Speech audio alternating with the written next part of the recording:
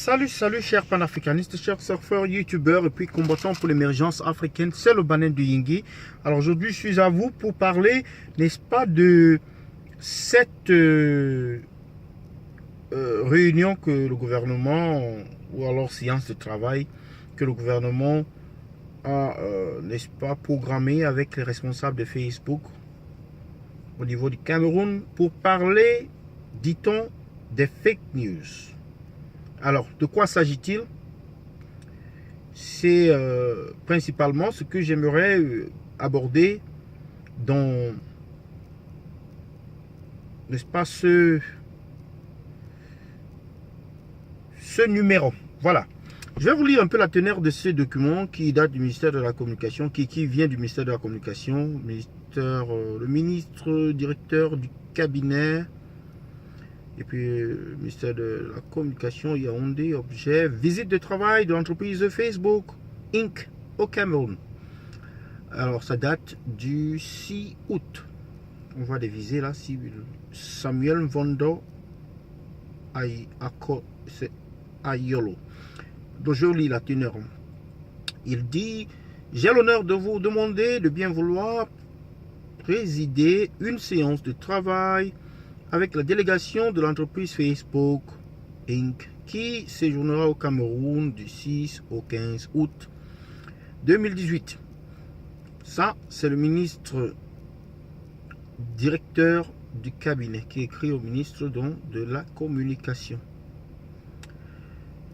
La problématique de l'éradication des fake news en période électorale constitue la principale motivation de sa mission dans notre pays.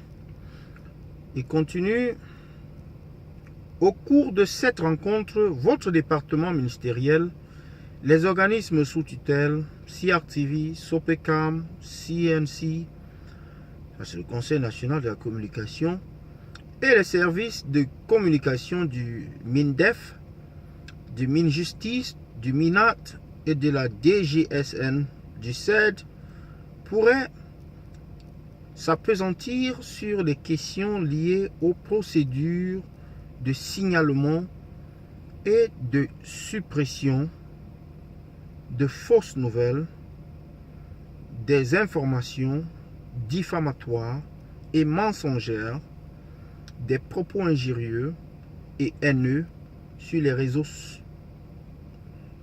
réseau social Facebook. Décrit la pièce jointe, programme de la visite, puis copie, MINJustice, MINDEF, MINAT, DGSN, CED, CNC, CRTV, Sopecam. Signé Samuel Mvondo Ayolo. Ok, donc ça c'est un message qui a été, c'est un communiqué qui a été rendu public. C'est juste une correspondance adressée, n'est-ce pas, au ministère de la Communication pour organiser cette rencontre ou bien séance de travail avec Facebook dans le but d'éradiquer les fake news. Alors, est-ce que quand le ministère de l'AT est venu, non, le ministère, pardon, de la Communication a dit que la vidéo d'exécution des deux femmes et des deux enfants provenait du Mali, était-ce ou alors un fake news? Lorsque il y a, par exemple, l'affaire d'Ezeka, où on nous parle de 70 morts, alors que les témoins qui étaient savent que il y avait plus de 400 morts. Est-ce là un fake news?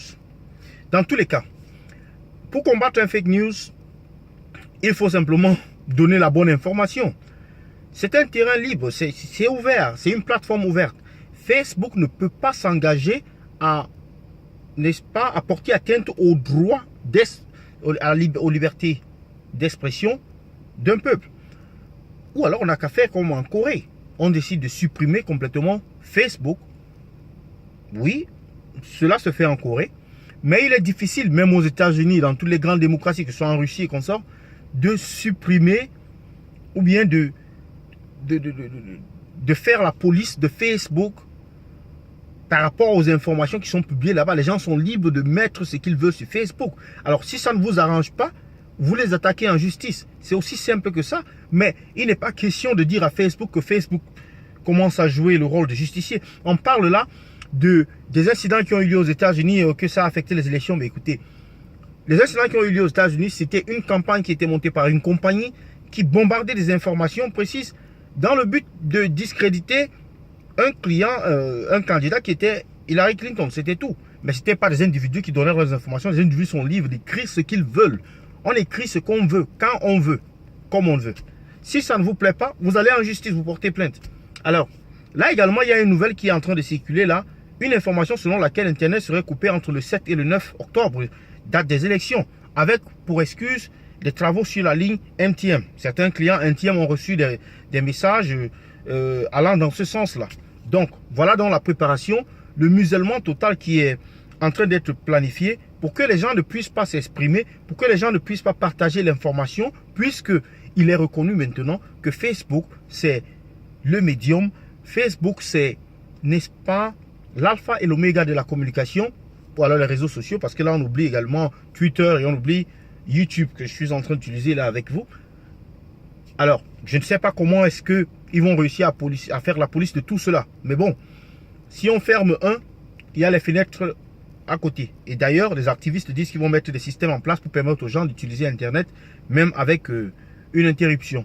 Donc, je ne sais pas ce que vous pensez de cette initiative de restreindre, n'est-ce pas, Internet, de mettre la censure comme dans les années 60. Qu'est-ce que vous pensez de ça? Moi, je suis contre. J'attends vos commentaires.